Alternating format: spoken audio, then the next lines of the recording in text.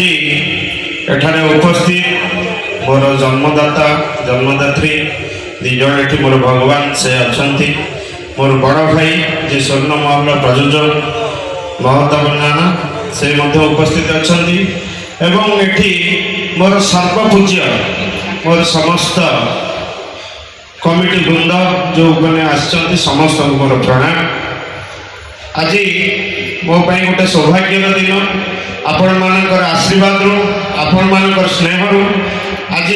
मोर ये जो अपेरा खंडगिरी अनुष्ठान टी जोटा करने केबे थरे चिंता करी से आज संपूर्ण होगा जाऊँगी से समस्त को बहुत बहुत धन्यवाद जनइबी। समस्त आज उपस्थित रही मत उत्साहित कर सब बड़ कथा गोटे यात्रा अनुष्ठान करवा जे केते कष्ट से कथाटा मोर केबे आगुरु जानी नथि कि मोर आगुरु से सब अभिज्ञता नथिला पूर्व गोटे यात्रा अनुष्ठान होता मो दादा करथिले मु ताको सहित ताको देह खराब समय पर मुझे यात्रा अनुष्ठान टी बुझुली बहुत कष्ट पर से यात्रा अनुष्ठान टी गोटे वर्ष तिष्टि पारि नथिला तेणुक मोर मन भांगी जाइथिला समस्ते मते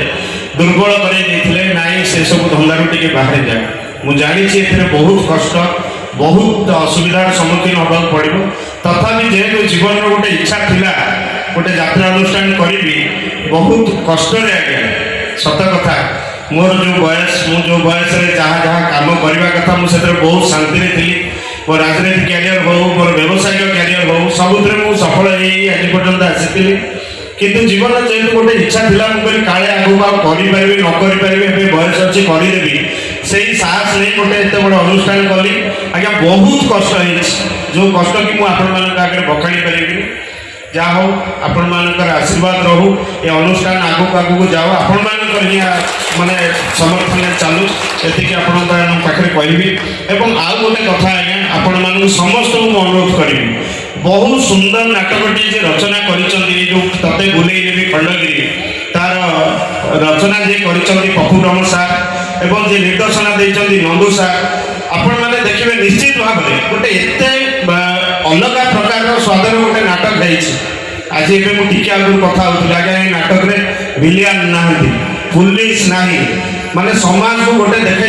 गोटे परिवार गोटे परिकल्पना केमती दुईटी परिवार गोटे नाटक से नाटक समस्त भल लगे निश्चित भाव में